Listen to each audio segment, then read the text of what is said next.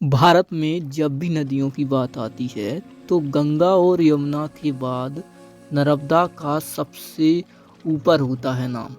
ना जाने कितनी धार्मिक प्रथाओं को खुद में समेटे हुए एक खूबसूरत नदी नदियों से सदियों से बहती जा रही है। तो नमस्कार, मेरा नाम है अंकेश और आप देख रहे हैं हमारा चैनल अंकेश फैक्ट। तो चलिए आज की इस वीडियो में हम नर्मदा नदी से जुड़े सारे धार्मिक तथ्यों के बारे में जानकारी जांचेंगे।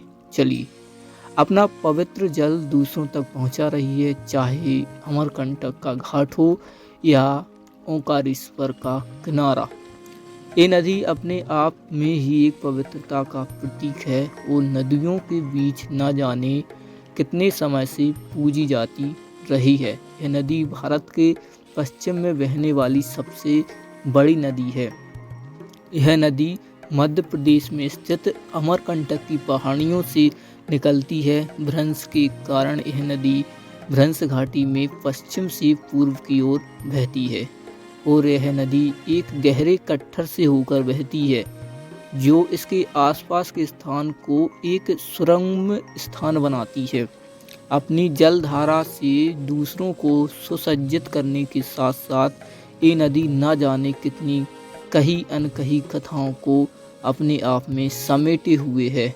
निरंतर बहती जा रही है ऐसे रोचक तथ्यों के बारे में जो आपने शायद ही पहले कभी सुने हों। देवा के नाम से जाना जाता है। यह मध्य भारत की एक नदी है। भारतीय उपमहाद्वीप की 5वीं सबसे लंबी नदी है।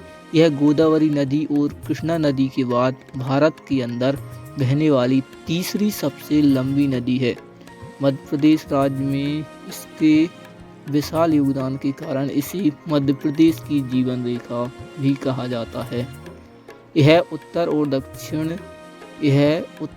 दक्षिण के बीच एक पारंपरिक सीमा की तरह कार्य करती है। यह अपने उद्गम से पश्चिम की ओर 1312 किलोमीटर चलकर खंबात की खाड़ी यानी कि अरब सागर में जाकर गिरती है।